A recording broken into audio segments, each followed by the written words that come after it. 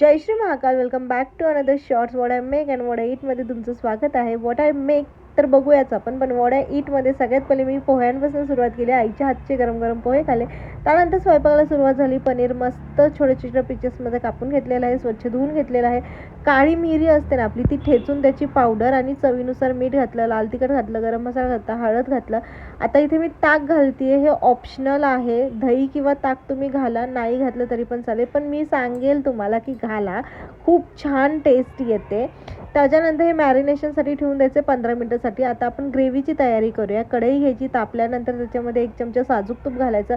काही खडे मसाले घालायचे आहेत जे तुम्हाला दिसतच आहेत, सांगायची गरज नाही, हे माझ्या प्रत्येक भाजीमध्ये असतात. सो त्याच्यानंतर लसणाच्या पाकळ्या घालायच्या. हिरव्या मिरच्या तुम्ही तुमच्या अकॉर्डिंग घाला, तुम्हाला किती तिखट लागतं, कमी तिखट लागतं त्यानुसार.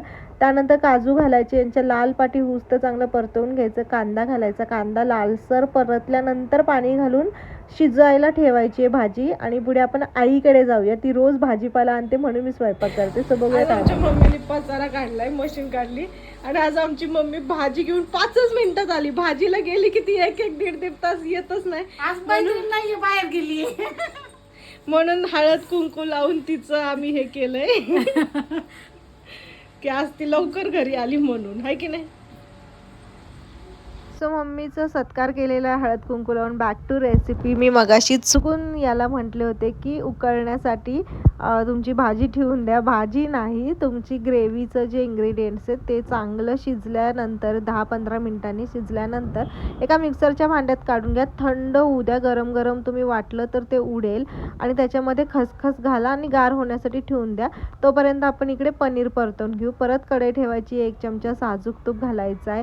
त्यानंतर हे चांगलं सगळं पाणी आटेपर्यंत आणि पनीर असं लालसर भाजेपर्यंत परतवायचं आहे. याच्यामध्ये आपण कढीपत्ता पण टाकलेला. हे सगळं वाटण आपण वाटून घेतलेलं आहे.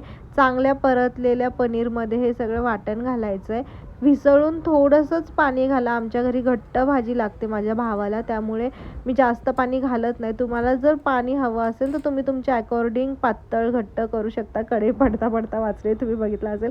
कलर किती सुंदर आलाय बघू शकता. चवीनुसार मीठ घाला. आपण पनीरला मीठ घातलेलं, ग्रेव्हीला घातलं नव्हतं, त्यामुळे चवीनुसार मीठ घाला.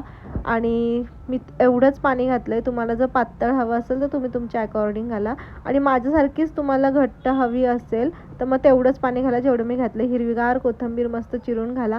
पुढे मी काय काय जेवते ते तुम्हाला दिसत असेल. काळ्या मसाल्यातलं कारलं, पनीर, डाळ भात. That's it for today. भेटू परत नवीन अशाच शॉर्टमध्ये. तोपर्यंत स्टील दॅन खाऊ पिऊ खुश राहो. लवकर सबस्क्राईब करा. भेटू परत नवीन व्हिडिओत. बाय.